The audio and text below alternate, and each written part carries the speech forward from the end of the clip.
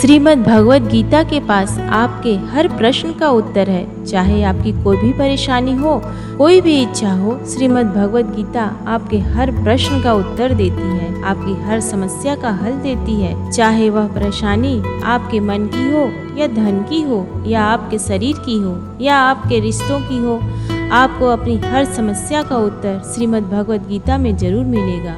आज हम उसी श्रीमद् भगवद गीता के ऐसे 11 अनमोल उपदेश आपको बताएंगे जो आपकी पूरी जिंदगी बदल देंगे। बस आप इन बातों को वीडियो के अंत तक ध्यान से सुनिए। जो भी व्यक्ति इस वीडियो को अंत तक सुनेगा उसे अपनी जिंदगी, उसे अपनी हर परेशानी का हल अवश्य मिलेगा। उसे अपनी जिंदगी में जो कुछ भी करना है वह उसे जरूर मिलेगा। श्रीमद् भगवद गीता का सबसे पहला उपदेश यह है कि कोई अगर आपका अपना है या कोई आपसे बड़ा है तो उसका अपने प्रति गलत व्यवहार कभी भी सहन नहीं करना चाहिए। यह गीता का उपदेश हमारी जिंदगी से भी जुड़ा है। हम भी अपने मन की अधिकतर तकलीफों को यह सोचकर जिंदगी भर सहते रहते हैं कि यह तो मेरा अपना है, यह तो मेरा बड़ा है, इसको हम कैसे कुछ कह सकते हैं। हम अगर नहीं सहेंगे, कुछ कह देंगे तो हमारे रिश्ते ही खराब हो जाएंगे, हमारे रिश्ते ही समाप्त हो जाएंगे। पर सोचने की बात यह है कि उस व्यक्ति को आप अपना कैसे मान सकते हैं जो आपकी तकलीफों की वजह से, आपका तो वह होता है जो हमारी तकलीफों को दूर कर दे। तो गीता का यह उपदेश है कि किसी को भी अपना फायदा मत उठाने दो, किसी को भी खुद पर जुल्म मत करने दो, क्योंकि आप जितना सही सह लोगे आपको उतना सहने के लिए और मजबूर करेंगे। गीता का पहला अध्याय जिसका नाम अर्जुन विषाद योग है और दूसरा अध्याय जिसका नाम सांख्य योग है, उसके आरंभ में अर्जुन ने श्री कृष्ण के आगे अपना दुख प्रकट किया कि हे केशव, मैं कौरवों से कैसे युद्ध कर सकता हूँ? यह सब तो मेरे अपने ही है। मैं कैसे भीष्म पितामह और द्रोणाचार्य से युद्ध करूँगा, क्योंकि वो दोनों मेरे पूजनीय हैं। इसलिए इन गुरुजनों को मारने से तो अच्छा है मैं भिक्षा के अन्न को खाकर अपने जीवन का गुजारा करूं। और जिन कौरवों से मैं युद्ध करने जा रहा हूं वह सब धृतराष्ट्र के पुत्र मेरे भाई ही हैं, मेरे अपने ही हैं। इन सब को मारने से अच्छा है कि मैं सन्यासी बन जाऊं। तो श्री कृष्ण ने अर्जुन से कहा कि यहाँ कौन अपना है और कौन पराया है। जो अधर्म करता है उसके साथ युद्ध करना तुझे मोक्ष और मुक्ति देगा। तू अपने इस मन के मोह को त्याग दे, नहीं तो सारा जग तेरी निंदा ही करेगा, तुझे डरपोक कहेगा। बात अपने पराये की नहीं है, धर्म और अधर्म की है। बात सही और गलत की है। अगर तू गलत को सहेगा, उसका अंत नहीं करेगा, तो गलत करने वाले को और बल मिलेगा, वो और भी गलत करेगा। इसलिए मन के मोह को त्याग करके तो युद्ध कर। महाभारत की एक और कहानी भी है। जब अर्जुन के पुत्र अभिमन्यु की युद्ध में मृत्यु हो जाती है तब अर्जुन बहुत दुखी होता है, रोने लगता है। वह श्री कृष्ण से कहने लगा कि मेरा पुत्र अभिमन्यु मर गया है, यह दुख बिल्कुल भी सहन नहीं कर सकता, मैं भी अपने आप को समाप्त कर लूंगा। फिर भगवान श्री कृष्ण उसे आत्माओं के लोक में लेकर, जहाँ अभिमन्यु आनंद से बैठा हुआ था, क्योंकि उसने क्षत्रिय चित्त व्यवहार किया था, इसलिए उसे उत्तम पद की प्राप्ति हुई। जब अर्जुन अभिमन्यु के पास रोते रोते पहुंचा, अपने पुत्र को देखकर अर्जुन बहुत प्रसन्न हुआ। उसे गले से लगाकर कहने लगा कि हे पुत्र, तेरे बिना तो मैं जी ही नहीं सकता, मैंने तो अपने जीवन की आशा का ही त्याग कर दिया है। तो अभिमन्यु कहने लगा कि आप कौन है? अर्जुन बोला, मैं तेरा पिता हूँ, तू मेरा पुत्र है। अभिमन्यु कहने लगा कि कौन पिता कौन पुत्र, मेरे हजारों जन्म हुए हैं, किसी जन्म में आप मेरे पिता बनते हैं और किसी जन्म में मैं आपका पिता बनता हूँ। आत्मा का ना कोई माता होता है और ना ही कोई पिता होता है। जब अर्जुन ने देखा कि मेरा पुत्र मुझे पहचान भी नहीं पा रहा है तो उसका सारा मोह खत्म हो गया। इसलिए गीता के उस उपदेश को ठीक से समझ लो कि यहाँ कोई अपना पराया नहीं है। जो बुरे वक्त में, तकलीफ के वक्त में हमारा साथ दे, सिर्फ वही हमारा अपना है, बाकी सब पराए हैं। गीता का दूसरा उपदेश यह है कि जो चला गया कभी उसका दुख मत करो, जो आने वाला है उसकी बिल्कुल भी चिंता मत करो। जब महाभारत का युद्ध चल रहा था तब अर्जुन ने श्री कृष्ण से कहा कि अगर यह युद्ध हुआ तो करोड़ों लोग मारे जाएंगे। जो सैनिक और योद्धा इस युद्ध में मारे जाएंगे उनकी स्त्रियों का क्या होगा? समाज कैसे आगे बढ़ेगा? और भी बहुत सी बातें अर्जुन ने विस्तार से कही। तो भगवान श्री कृष्ण ने कहा, अर्जुन तू बड़ी बड़ी ज्ञानियों जैसी बातें करता है, लेकिन जो सच में ज्ञानी होता है वो लोग मर चुके हैं, जा चुके हैं या एक दिन जाने वाले होते हैं। उनकी चिंता नहीं करता है, उनका दुख नहीं करता। तेरे हाथ में कुछ भी नहीं है, तू चाहकर भी कुछ कंट्रोल नहीं कर सकता। जीवन और मरण यह तो प्रकृति की नियति है। इसीलिए जो ज्ञानी होता है वह किसी के मरने पर भी रोता नहीं है। ज्ञानी जन ना ही बीते हुए कल का शोक करते हैं और ना ही आने वाले कल की चिंता करते हैं। इसलिए जो होने वाला है वह होकर ही रहता है और जो नहीं होने वाला है वह कभी नहीं होगा। ऐसा निश्चय जिसको समझ में आ जाता है, जिसकी बुद्धि में आ जाता है, उसे कभी कोई चिंता नहीं सताती, कोई दुख नहीं सताता। हमारे सारे दुखों का कारण ही यही है, या तो हम जो वक्त गुजर चुका है उसे सोच सोचकर परेशान होते रहते हैं, यहाँ भविष्य की चिंता कर करके खुद को बीमार कर लेते हैं, नष्ट कर देते हैं। गीता का ज्ञान हमें यही सिखाता है कि ना तो हम बीता हुआ कल बदल सकते हैं और ना ही आने वाले कल पर कंट्रोल कर सकते हैं। हमारे हाथ में सिर्फ वर्तमान है, सिर्फ आज का ही पल है। हमारा शरीर पर तनाव और चिंताएं भूतकाल और भविष्य काल के बारे में सोचते रहने से होता है। हमेशा उसी में ही जीते रहते हैं, मगर वर्तमान में कभी नहीं जीते, इस पल को कभी नहीं जीते। जब आप वर्तमान का पूरा आनंद लेना सीख जाओगे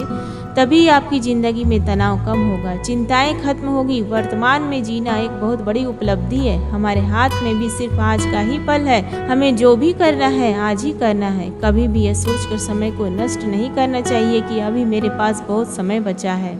एक गुरुजी ने अपने एक शिष्य के पास पारस का पत्थर दिया। उनका वह शिष्य बहुत आलसी था, हर काम को कल पे टाल देता था। तो गुरुजी ने उसे कहा कि मैं तुझे यह पारस का पत्थर दे रहा हूँ। इस पारस पत्थर से जब तू लोहे को स्पर्श कराएगा तो वह लोहा स्वर्ण बन जाएगा, सोना बन जाएगा। और यह पारस पत्थर मैं तुझे 1 महीने के लिए दे रहा हूँ। जब 1 महीना समाप्त हो जाएगा मैं तुझसे यह पत्थर वापस ले लूँगा, तब तक तू इस पत्थर को अपने पास ही रख। गुरुजी का वह शिष्य बाजार में लोहा खरीदने के लिए गया। जब बाजार में वह लोहा खरीदने पहुंचा तो उसे लोहे का रेट बहुत महंगा लगा। उसने कहा, थोड़ी दिन तक रुक लेता हूँ, जब लोहे का रेट कम हो जाएगा। पर उसकी बुद्धि में यह बिल्कुल नहीं आया कि इस लोहे को मैं सोना बनाकर बहुत अधिक धन कमा सकता हूँ। लेकिन उसके मन की सुस्ती, उसके मन का आलस्य, उसकी वजह से उसने उस काम को कल पे टाल दिया। ऐसा ही करते करते पूरा महीना समाप्त हो गया। फिर गुरुजी उस शिष्य के पास आए और पूछा, तुमने कितना सोना बनाया? शिष्य बोला कि मैंने तो अभी तक सोना बनाना शुरू भी नहीं किया। तो गुरुजी ने कहा, मुझे मेरा वह पारस पत्थर वापस चाहिए। शिष्य बोला कि नहीं, मुझे थोड़ा और वक्त दीजिए, मैं थोड़ा सोना बनाना चाहता हूँ। गुरुजी ने कहा, ये पारस पत्थर पूरा 1 महीना तेरे पास था पर तू कुछ नहीं कर पाया, लेकिन अब समय समाप्त हो चुका है। ऐसे ही यह हमारा जीवन है, हमारी जिंदगी है और यह समय ही पारस पत्थर है। हम समय के एक एक पल से अपने जीवन को सोना बना सकते हैं, लेकिन हमें यह लगता है कि हमारे पास बहुत समय बचा है। चाहे एक दिन जिंदगी को जी लेंगे, एक दिन जिंदगी में खुश हो जाएंगे, लेकिन वह दिन कभी नहीं आता। हम जिंदगी भर भागते रहते हैं, चिंता करते रहते हैं, दुखी होते रहते हैं, लेकिन जिंदगी को जीना, खुश रहना हम भूल जाते हैं। इसलिए गीता का ज्ञान हमें यह सिखाता है कि आप आज में जीना सीखो, इस पल में जीना सीखो। गीता का तीसरा उपदेश यह है कि मौत से डरना बिल्कुल व्यर्थ है। श्री कृष्ण ने गीता में कहा, यह संसार मृत्यु लोक है। जिसका भी जन्म हुआ है वह एक दिन जरूर मर जाएगा। जिसका आरंभ हुआ है उसका अंत अवश्य होगा। हम इसे रोक नहीं सकते। जैसे हम रोज कपड़े बदलते हैं, वैसे ही हमारी आत्मा नया शरीर धारण करती है। मृत्यु सिर्फ इस जीवन का एक नया आरंभ है, इस जीवन का अंत नहीं है। आत्मा कभी नहीं मर सकती और ना ही उसे कोई मार सकता है, लेकिन मौत का डर मनुष्य को सबसे ज्यादा लगा रहता है। मौत का दुख भी इंसान को सबसे ज्यादा होता है। एक पेड़ में 2 पक्षियों का जोड़ा रहता था। उन दोनों को एक दूसरे से बहुत प्रेम था। उन्होंने साथ जीने मरने की कस्में खाई थी। एक दिन वहाँ एक शिकारी आया। उसने एक तीर चलाकर वहाँ पेड़ पर बैठे मादा पक्षी को मार दिया। तो वो अकेला नर पक्षी रोने लगा कि मैं तुम्हारे बिना कैसे जी पाऊंगा। तुम्हारी जगह मेरी मृत्यु आ जाती, मेरा जीवन तुमको मिल जाता। वो रो रो के बहुत विलाप करने लगा। इतने में ही उस शिकारी ने दूसरा तीर चलाया और उस नर पक्षी को भी मार दिया। वास्तविकता यह है कि यह कहानी हमारी ही है। हम भी रोते रहते हैं जब कोई मरता है, लेकिन हमें यह नहीं पता कि एक ना एक दिन हमारा भी जीवन समाप्त हो जाएगा। हम भी उसी मृत्यु के पेड़ पर ही बैठे हैं, लेकिन शरीर का मिटना हमारा अंत नहीं है। श्री कृष्ण ने अर्जुन से कहा कि हे अर्जुन, तेरे और मेरे अनंत जन्म हुए हैं, तुझे कुछ भी याद नहीं है, लेकिन मुझे सब कुछ याद है। जो व्यक्ति इस सत्य को समझ ले कि यहाँ इस संसार में कुछ समय के लिए आया हूँ, उसकी जिंदगी के सारे झगड़े, सारे दुख, सारी चिंताएं ही समाप्त हो जाएंगी। जब इस संसार से जाना ही है तो दुख किस बात का। पहले के जमाने में साधु महात्मा लोग पैदल यात्रा करते थे। यात्रा करते करते वह एक नगर में पहुंचे। वह महात्मा बहुत थक चुके थे। उस नगर में उन्होंने एक महल देखा और उन्होंने उस महल में जाकर विश्राम करने का सोचा और वह महल में जाकर सो गए। जब वह उस महल में वहां का राजा पहुंचा तो उसने अपने पलंग पर उस महात्मा को सोता देखकर बहुत हैरान हो गया। राजा उस महात्मा से पूछने लगा कि तुम मेरे महल में कैसे घुस आए और मेरे बिस्तर पर सो रहे हो। महात्मा कहने लगा, यह तुम्हारा महल है, मुझे तो लगा यह धर्मशाला है। तो राजा ने कहा, आपको मेरा महल धर्मशाला कैसे लगा? तो महात्मा ने राजा से प्रश्न किया कि तुमसे पहले इस महल में कौन रहता था? तो वह राजा बोला कि मुझसे पहले मेरे पिता यहाँ पर रहते थे, उससे पहले मेरे दादाजी यहाँ पर रहते थे। महात्मा ने फिर प्रश्न किया कि क्या तुम इस महल में हमेशा रहोगे या तुम्हारे बाद कोई और रहेगा? तो राजा कहने लगा कि मेरे बाद मेरा पुत्र इस महल में रहेगा। तो महात्मा राजा से कहने लगे कि जिस तरह जगह पर रहने वाले बार बार बदल जाते हो, उसे घर कैसे कह सकते हैं? वह तो धर्मशाला ही है, इसलिए तेरे महल को धर्मशाला समझकर मैं इसमें रात बिताने के लिए आ गया। धर्मशाला जान, जग को जीव सब मेहमान है, मोह किससे मत करो, सब स्वप्न का समान है। यदि हम भी इस बात को समझ लें कि हम यहाँ कुछ समय के लिए आए हैं, आनंद करने के लिए आए हैं, कुछ रहने के लिए आए हैं, तो हमारे सारे दुख ही समाप्त हो जाएंगे। जब हम अपना मोह यहाँ जमा कर लेते हैं, अपना दावा यहाँ जमा लेते हैं कि यह मेरा है, इसे मैं छोड़ नहीं सकता, इसके बिना मैं जी नहीं सकता, तो हमारे जीवन दुखों से भर जाता है। इसलिए जीवन में मृत्यु का भय त्याग करके जीवन का प्रतिपल आनंद लेना चाहिए। गीता का चौथा उपदेश, मन और विचारों को कंट्रोल किए बिना जीवन में कभी शांति और सुकून मिलने वाला ही नहीं है। अर्जुन ने श्री कृष्ण से कहा कि मेरा मन सही गलत सब कुछ जानता है, फिर भी मेरे विचार और मेरा मन मुझसे कंट्रोल नहीं होता। जो करना चाहता हूँ वह कर नहीं पाता हूँ, जो नहीं करना चाहता हूँ वह मेरे मन मुझसे जबरदस्ती करवाता है, इसलिए मैं बेचैन हो गया हूँ, मुझे शांति नहीं है। श्री कृष्ण ने अर्जुन से कहा, उसके लिए तुझे अपने मन और विचारों से डिटैच होना पड़ेगा। अपने मन और विचारों को सही दिशा में ले जाने की प्रैक्टिस करनी होगी, अभ्यास करना होगा, और यह एक दिन का काम नहीं है। जब तक तू अपने मन और विचारों की गुलामी का त्याग नहीं करता, तब तक तुझे जीवन में कभी शांति नहीं मिलेगी। एक राजा था, वह बहुत बेचैन और परेशान रहता था। एक दिन वह अपने गुरुजी के पास गया, उनसे कहने लगा कि मेरा मन बहुत बेचैन है, बहुत परेशान हूँ, मैंने पूरे संसार को जीत लिया, सब कुछ है मेरे पास, पर मैं खुश नहीं हूँ, मेरे मन में सुकून नहीं है, शांति नहीं है। तो गुरुजी ने राजा से कहा कि तुम्हारे नगर में अगर कोई ऐसा व्यक्ति है जिसने सुकून को प्राप्त कर लिया हो, शांति को प्राप्त कर लिया हो, तुम उसका एक बार कुर्ता पहन लो तो तुम्हारे जीवन में भी शांति आ जाएगी। राजा बहुत प्रसन्न हो गया कि यह तो बहुत आसान काम है। वह अपने राजमहल में जाया और राजसभा में वह सबसे पहले कहने लगा कि आप लोगों में से जो भी शांत हो चुका हो, जिसे सुकून मिल गया हो, वह अपना कुर्ता मुझे दे दे, वो बदले में जितना भी धन मांगेगा मैं उसे दे दूंगा। सब लोग एक दूसरे का मुंह देखने लगे। पैसे का लालच आया, लेकिन सबको एक दूसरे की सच्चाई पता थी, क्योंकि किसी की जिंदगी में भी शांति और सुकून नहीं था। सब अपना सर झुकाकर वहां पर खड़े हो गए। फिर उस राजा ने पूरे नगर में ढिंढोरा बंटवा दिया कि जिसे भी शांति प्राप्त हो चुकी हो, सुकून प्राप्त हो चुका, वो मेरे पास आकर अपना कुर्ता दे दे, वो जितना कहेगा उसे उतना ही धन दिया जाएगा। लेकिन एक भी व्यक्ति ऐसा नहीं मिला जिसे शांति प्राप्त हो चुका। वास्तविकता में जब कोई मरता है तब हम कहते हैं कि वो फला व्यक्ति आज शांत हो गया। कभी किसी जिंदा इंसान के लिए नहीं सुना कि एक जीता जागता इंसान शांत हो गया है। राजा के सैनिक पूरे शहर में ढूंढते रहे, फिर उन्हें पेड़ के नीचे एक महात्मा तपस्या करता दिखा, जिसके चेहरे पर एक शांति थी, सुकून था। वो सैनिक उस महात्मा के पास आकर पूछने लगे कि क्या आपके शांति प्राप्त कर ली है, सुकून प्राप्त कर लिया है? महात्मा ने कहा, मैं पूरी तरह से शांत हूँ। तो सैनिक उसे राजा के पास ले आए। राजा ने उस महात्मा ने से प्रश्न किया कि क्या आपको शांति और सुकून प्राप्त हो चुके हैं? वह महात्मा कहने लगे, महाराज मैं पूरी तरह से शांत हूँ, मुझे कोई चिंता नहीं, मुझे किसी चीज की लालच नहीं, मुझे कोई इच्छा नहीं है। तो राजा भी बहुत प्रसन्न हो गए कि आखिर वह व्यक्ति मिल ही गया जिसे शांति की प्राप्ति हो चुकी है, इसे सुकून प्राप्त हो चुका है। तो राजा उस महात्मा से कहने लगे कि हे महात्मा, आप कृपया करके अपना कुर्ता मुझे दे दीजिए, बदले में आप जो मांगोगे मैं आपको दूंगा। वह महात्मा कहने लगा कि हे महाराज, सुकून और शांति तो मुझे मिल चुके हैं, लेकिन क्या करूं, मेरे पास कुर्ता ही नहीं है पहनने के लिए जो मैं आपको दे सकूं। जब राजा ने उस महात्मा की बात सुनी, इस महात्मा के पास कुर्ता भी नहीं है पहनने के लिए, उसके बाद भी ये महात्मा एकदम शांत है, इसके जीवन में सुकून है। मैं सारी जिंदगी धन को जोड़ने में लगा रहा, दुनिया जीतने में लगा रहा, लेकिन मुझे शांति नहीं मिली, सुकून नहीं मिला, क्योंकि शांति और सुकून बाहर की चीज नहीं है, अपने भीतर की चीज है। इसलिए जब तक कोई व्यक्ति अपने मन और विचारों को कंट्रोल नहीं करता, तब तक उसके जीवन में सुकून और शांति नहीं आती। और गीता का यह उपदेश हमें यह सिखाता है कि जीवन में शांति चाहिए तो मन को शांत करना सीखो।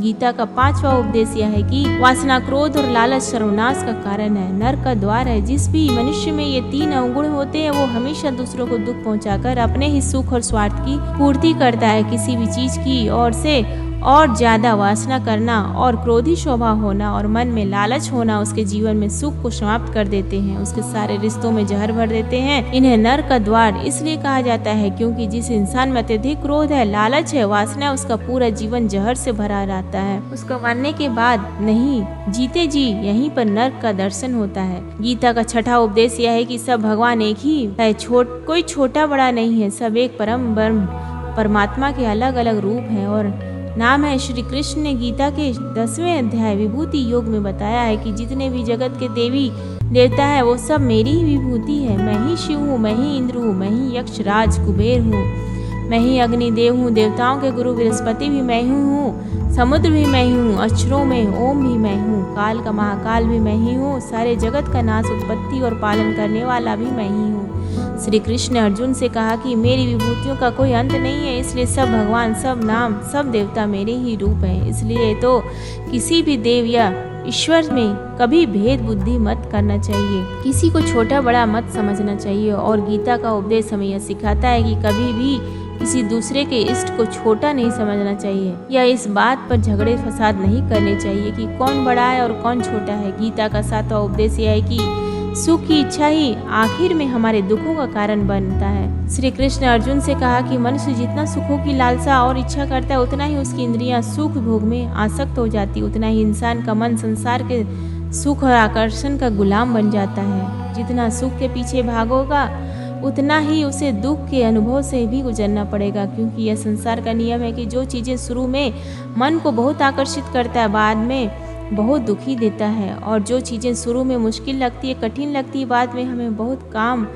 आती है। गीता का 8वां उपदेश यह है कि जो भी मनुष्य दुनिया के सारे सहारे छोड़कर सिर्फ भगवान को ही अपना सहारा मान लेता है, उसकी हर जरूरत वह ईश्वर पूरा करता है, उसकी हर प्रकार से रक्षा वे परमात्मा ही करते हैं। जो भी व्यक्ति मुझे ही अपना सहारा मानता है, उसका योगक्षेम में वहन करता हूँ। हम अर्थात जो चीज नहीं मिली है उसकी प्राप्ति करना, उसका नाम योग है। जो चीज जीवन में मिली हुई है उसकी रक्षा करना, उसका नाम क्षेम है। तो श्री कृष्ण कहते हैं जो मुझ पर डिपेंड हो जाते हैं उनको जो चाहिए मैं जरूर देता हूँ और उनकी हर प्रकार से मैं रक्षा करता हूँ। गीता का 9वां उपदेश यह है कि संसार में हमारा कुछ भी नहीं है। गीता सार में आपने कई बार सुना होगा कि तुम्हारा क्या है, क्या गया है जो तुम रोते हो, तुम क्या लाए थे जो तुमने खो दिया, तुमने क्या पैदा किया जो नष्ट हो गया, तुमने जो लिया यहीं से लिया, जो कुछ भी दिया यहीं पर दिया, जो आज तुम्हारा है कल किसी और का होगा, क्योंकि परिवर्तन इस संसार का नियम है। कल तक जिसके बिना आप जी नहीं सकते थे, आज उनसे कोई रिश्ता ही नहीं है, बातचीत तक नहीं है। कहाँ गए वह जीवन भर के सारे रिश्ते,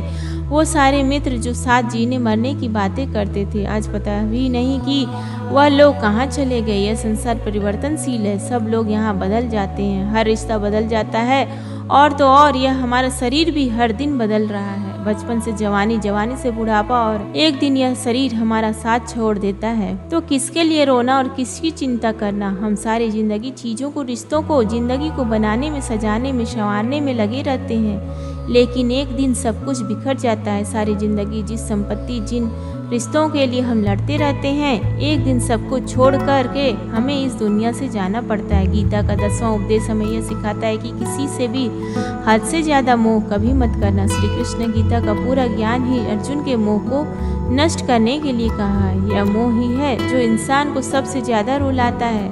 वह इतना बलवान है कि शेर जैसे इंसान को भी गीदड़ बना देता है। जो अर्जुन युद्ध में देवताओं से भी जीत गया, पर अपने रिश्तेदारों को युद्ध में देखकर उसका हाथ कांपने लगा। वह बोला, हे केशव, मेरे हाथ में धनुष पकड़ने की ताकत भी नहीं बची, मेरे हाथ कांप रहे, मैं युद्ध नहीं कर पाऊंगा। ये मोह इतना पेनफुल होता है जिसकी पीड़ा न सह पाने के कारण कई लोग अपनी जिंदगी खत्म कर देते हैं, आत्महत्या तक कर लेते हैं कि उस व्यक्ति के बिना हम जी नहीं पाएंगे। किसी से भी हद से ज़्यादा मोह करोगे तो जीवन भर पीड़ा का ही सामना करना पड़ेगा। जो व्यक्ति अपने मोह से बाहर नहीं आता, उसका सब कुछ उससे छीन जाता है, उसकी सारी खुशी खत्म हो जाती है। इसलिए गीता का ज्ञान बार बार यही सिखाता है कि अपने मन के मोह को त्याग करके आप बलवान बनो, बुद्धिमान बनो, सत्य के दर्शन करो कि वास्तविकता क्या है। क्योंकि हमारा मोह हमें हमेशा झूठ ही दिखाता है, झूठ पर ही विश्वास दिलाता है और दिल में झूठी उम्मीदें जगाता है, और यही हमारे दुखों का कारण है। हम ही मोह कर लेते हैं, हम ही लोगों से उम्मीदें लगा बैठते हैं, पर वास्तविकता बिल्कुल अलग होती है। लोग वैसे नहीं होते जैसे हम मान लेते हैं, जैसा हम समझ लेते हैं। क्योंकि मोह के कारण हमें सच्चाई दिख नहीं पाती, लोगों का असली चेहरा नहीं दिख पाता। इसलिए गीता का उपदेश हमें यह सिखाता है कि जीवन में अगर आनंद और प्रसन्नता से रहना है तो किसी से भी हद से ज़्यादा मोह कभी मत करना। गीता का 11वां उपदेश यह है कि इस दुनिया में अगर आए हो तो दुख तो मिलेगा ही मिलेगा, दुख से कभी घबराना मत, दुख से कभी डरना मत। श्री कृष्ण ने गीता में कहा है कि यह संसार दुखाल अमशा स्वतः है, अर्थात यह संसार दुखों का घर है। जिसे औषधालय में औषधि मिलता है, पुस्तकालय में पुस्तकें मिलती है, चिकित्सालय में चिकित्सा होती है, वैसे इस संसार को भी श्री कृष्ण ने एक नाम दिया है, दुखालय, जहाँ पर दुख मिलता है। जो दुख तो यहाँ पर हर किसी के जीवन में आता है, लेकिन अगर दुख आया है तो सुख भी आएगा। इसलिए दुख से कभी डरना नहीं चाहिए, क्योंकि यह संसार दुखालय भी है और आशावत भी है। आशास्वत का मतलब यही होता है कि यहाँ परमानेंट कुछ भी नहीं है, यहाँ सब कुछ बदल जाता है। कुछ दुख सुख में बदल जाता है और सुख दुख में बदल जाता है, सम्मान अपमान में, अपमान सम्मान में बदल जाता है, खुशी दर्द में और दर्द खुशी में कभी भी बदल जाती है, जीत हार में, हार जीत में। यहाँ कभी भी कुछ भी बदल सकता है, कुछ भी परमानेंट नहीं है, ना ही हम परमानेंट है, ना ही हमसे जुड़ी कोई चीज़ यहाँ पर परमानेंट है। क्योंकि यह संसार आशास्वत है, शाश्वत नहीं है, अशाश्वत है, शाश्वत नहीं है। यहाँ सब कुछ बदलने वाला है, यहाँ कुछ भी परमानेंट नहीं रहेगा, तो आपका दुख भी परमानेंट नहीं रहेगा। इसलिए दुख से कभी भी डरना नहीं चाहिए। गीता का यह उपदेश हजारों साल पुराना है, लेकिन आज भी नए से नया है। पूरे विश्व में गीता को सबसे ज्यादा पढ़ा गया और सबसे कम समझा गया। श्रीमद् भागवत गीता का यह उपदेश अगर कोई व्यक्ति ठीक से समझ ले और उसे अपनी जिंदगी में उतार ले तो यह पक्की बात है, वो अपनी जिंदगी में जो चाहे वह हासिल कर सकता है। अपने जीवन की हर समस्या का वह एक पल में बाहर आ सकता है। श्रीमद् भागवत गीता के इस दिव्य उपदेश को हमें बार बार सुनना चाहिए, हर रोज सुनना चाहिए। जब भी जीवन में कोई चिंता या परेशानी आए तो एक बार इस उपदेश को जरूर सुन लेना और मन में यह विश्वास रखना कि गीता का यह उपदेश आपकी जिंदगी की हर परेशानी में आपको राह अवश्य दिखाएगा।